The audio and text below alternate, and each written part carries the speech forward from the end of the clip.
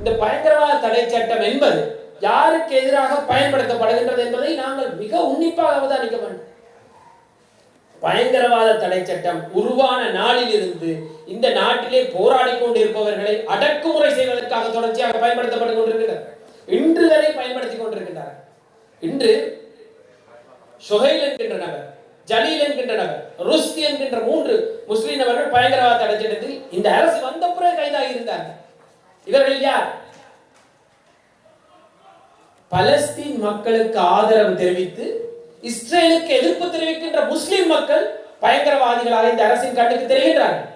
இந்த அரசு பலஸ்தீனிய விடுதலை தொடர்பாக என்ன நிலைப்பாட்டில் இருந்திருக்கின்றது, அதே நிலைப்பாட்டில் இருக்கக்கூடிய ஒருவர் எந்த அடிப்படையில் இவர்களுக்கு பயங்கரவாதியாக தெரியக்கூடும்?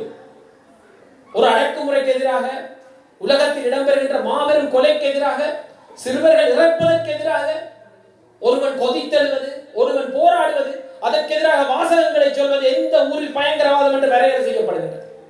பல போராட்டங்களை கண்டவர்கள், ஆயுத போராட்டத்தில் ஈடுபட்டவர்கள் ஜேவிபியினருக்கு ஒரு அடக்குமுறைக்கு எதிராக குரல் கொடுக்கும் ஒருவன் எப்படி பயங்கரவாதியாக என்று தெரிகின்றார்? உங்களுக்கு அதிகாரம் வந்த பிறகு உங்களில் ஏற்பட்ட மாற்றம் என்பது மிகவும் மோசமானது. அடக்குமுறை சட்டங்கள் வேண்டாம், பயங்கரவாத தடை சட்டம் வேண்டாம் என்று நாங்கள் போராடும் போதெல்லாம் எங்களோடு நின்று போராடியவர்கள் நீங்கள். உங்களுடைய போராட்டம் இன்று எங்கே சென்றது? நீங்கள் பயங்கரவாத தடை சட்டத்தை நீக்குவோம் என்று மக்களிடம் கூறி வாக்குகளை வாங்கினீர்கள். ஆனால் நீக்கவில்லை என்றாலுமே அதனை நீக்குவோம் என்று கூறிக்கொண்டு அதனை பயன்படுத்திக் கொண்டிருக்கின்றனர். இந்த நாட்டில் தாராளமாக சட்டங்கள் இருக்கின்றது. அனுரகுமார திசாநாயக்க என்ற ஒரு நபர் வைக்கும் கையெழுத்தினால் யார் குற்றவாளி என்று தீர்மானிக்க முடியாது என்பதைத்தான் நாங்கள் தொடர்ச்சியாக கூறிக்கொண்டிருக்கிறோம். முத்தையா சகாதேவன் என்கின்ற நபர் வெறும் மரக்கிளைகளை வெட்டியதற்காக 15 வருடம் சிறையில் இருந்து இறந்திருக்கின்றார். ஆரூரன் என்கின்ற மொரட்டுவ பல்கலைக்கழக மாணவர் 16 வருடம் சிறையில் இருந்த பிறகு அவர் எந்தவித குற்றமற்றவர் என்று விடுதலையாகி இருக்கின்றார். இதே போன்று எத்தனையோ அரசியல் கைதிகள் 15-20 வருடம் சிறையில் இருந்த பிறகு குற்றமற்றவர்கள் என்று விடுதலையாக இருக்கின்றார்கள்.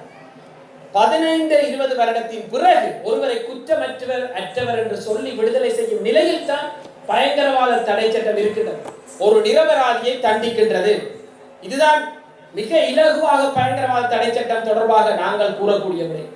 ஒரு நிரபராதியை பயங்கரவாத தடை சட்டம் தண்டிக்கின்றது. அதே போல் தமிழ் முஸ்லிம் மக்களிடம் மட்டும் இந்த பயங்கரவாத தடை சட்டம் பயன்படுத்தப்பட்டுக் கொண்டிருக்கின்றது. உங்களுக்கு தெரியும், வைத்தியர் ஷாஃபி அவர்கள் கட்டாய கருத்தடை செய்கின்றார். பெண்களுக்கு தெரியாமலே அவர்களை குழந்தை பெற முடியாது என்கின்ற நிலையில் அவங்களுக்கு அறுவை சிகிச்சை செய்கின்றார் என்ற குற்றச்சாட்டு வைக்கப்பட்டது. சிங்கள இனத்தை அழிக்க வந்து விட்டார் என்று குற்றச்சாட்டு வைக்கப்பட்டது. ஆனால் பின்னர் அது பொய் என்று நிரூபணமானது.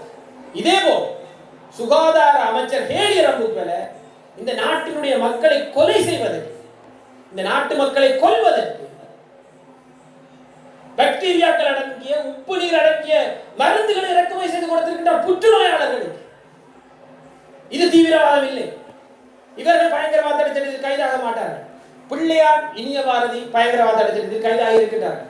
இருக்கட்டும், பிள்ளையான் இனிய பாரதி என்ன செய்தார்கள் என்பது யாருக்கும் தெரியும். ஆனால் பிள்ளையான் யார்?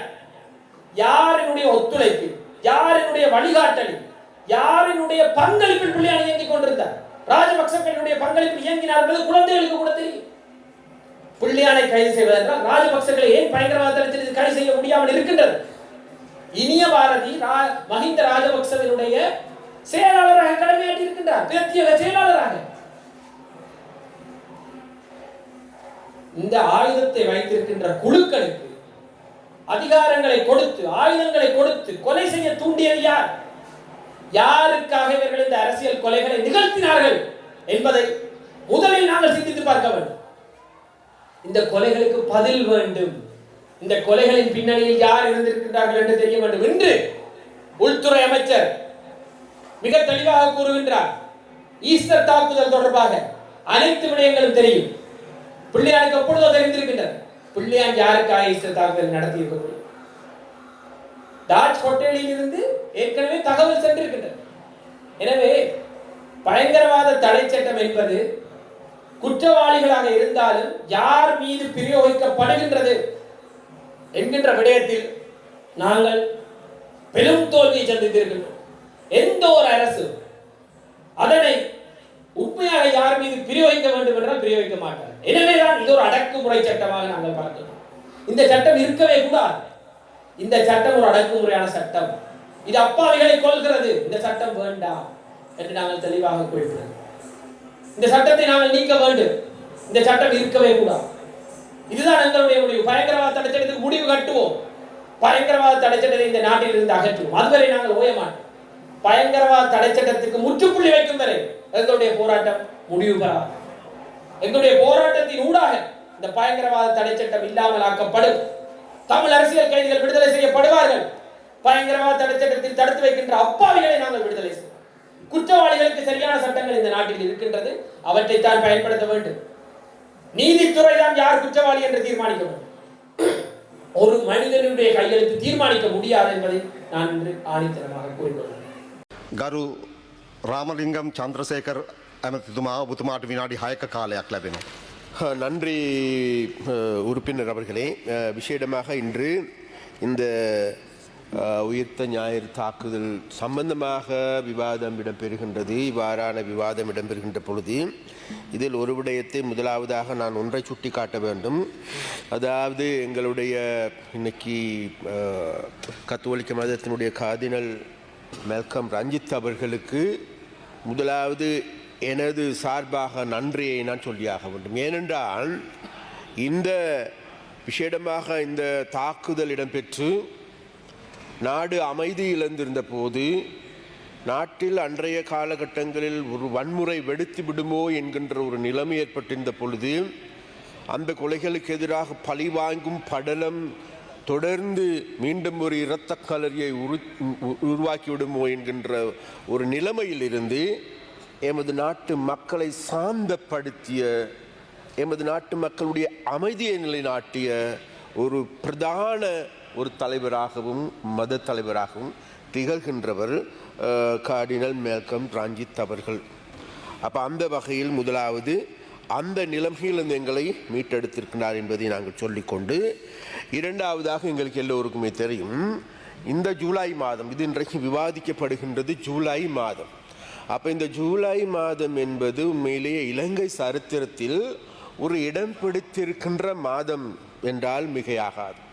ஏனென்றால் எங்களுக்கு தெரியும் 1953ஆம் ஆண்டு ஜூலை எடுத்துக்கொண்டாலும் சரி, 63 ஜூலை எடுத்துக்கொண்டாலும் சரி, பிறகு 70ஆம் ஆண்டுகளில் ஜூலை எடுத்துக்கொண்டாலும் சரி, 83ஆம் ஆண்டு ஜூலை எடுத்துக்கொண்டாலும் சரி, 81ஆம் ஆண்டு ஜூலை எடுத்துக்கொண்டாலும் சரி, பிறகு 87ஆம் ஆண்டு ஜூலை மாதம் எடுத்துக்கொண்டாலும் சரி, ஒவ்வொரு ஜூலை மாதங்களிலும் எமது நாட்டில் அதாவது விசேடமாக இந்த தமிழ் மக்களுக்கு எதிரான இனவாதத்தை தூண்டிவிட்ட, அதன் மூலமாக தாங்களுடைய இருப்பை தக்க வைத்து கொண்ட அல்லது அந்த இனவாதத்தின் ஊடாக தாங்களுடைய இருப்பை தக்க வைத்துக் கொள்வதற்கான சதி திட்டங்களை தீட்டிய ஆண்டாகும். அந்த வகையில் எங்களுக்கு தெரியும் 1981ஆம் ஆண்டு இதே ஒன்று காலங்களில் எங்களுடைய யாழ் நூலகம் எரித்து சாம்பலாக்கப்பட்டதில் இருந்து பிறகு 83ஆம் ஆண்டு ஜூலை இனக்கலவரத்தின் மூலமாக எமது நாட்டுக்கு ஒரு கரும் புள்ளியை ஏற்படுத்திய சம்பவம் என்றால் வேறு எதுவுமல்ல அந்த 83ஆம் ஆண்டு ஜூலை ஆகும்.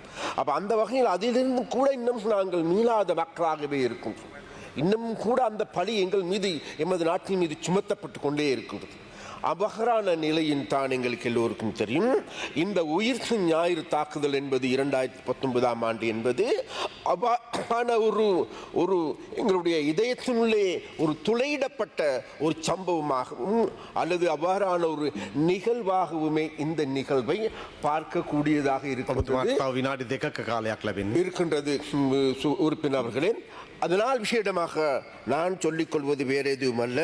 விசேடமாக எங்களுக்கு எல்லோருக்குமே தெரியும் இந்த தாக்குதலின் பொழுது எனது குடும்பத்தை சார்ந்த எனது பேத்தியால், அது என்னுடைய மகளுடைய பிள்ளை மட்டக்களப்பு சியோன் தேவாலயத்தில் இறந்து போனார். அதே போன்று கொச்சிக்கடையில் எனது உறவினர் குடும்பமே, அவரது பிள்ளை ஒரே ஒரு மகன் மாத்திரம்தான் இன்னைக்கு அவர் லண்டனில் இருக்கின்றார், குடும்பமே இறந்து விட்டார். அப்போ அந்த வகையில் இதில் நேரடியாக தாக்கத்துக்குள்ளாக்கப்பட்டவன் நான் ஒரு பக்கம். மறுபுறத்தில் நான் அந்த நேரத்தில் அந்த வேளையில் யாழ்ப்பாணத்தில் இருக்கின்ற பொழுது யாழ்ப்பாணத்தில் வாழ்ந்த முஸ்லிம்கள் எவ்வாறான நிலைமை எதிர்கொண்டார்கள் என்பது எனக்கு நன்றாக தெரியும்.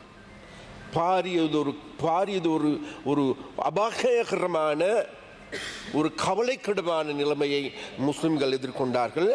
அந்த வேளையில் அந்த முஸ்லிம் மக்களை என்னால் இயன்ற வரைக்கும் பாதுகாப்பதற்கான நடவடிக்கை எடுத்ததற்கு எனக்கு ஒரு சந்தோஷமாகவும் இருக்கின்றது என்பதையும் கூறிக்கொண்டு, உங்களுக்கு எல்லோருக்குமே தெரியும் இந்த நாடு என்பது இன்றைக்கு, அதாவது கடந்த 76 வருடங்களாக இனவாதத்தால் இரத்தம் நனைந்து ஓடுகின்ற நாடு. மறுபுறத்தில் இனவாத வெறியாட்டத்தின் ஊடாக இந்த நாட்டின் எல்லா இடங்களிலும் மனித புதைக்குழிகள் நிறைந்த நாடு.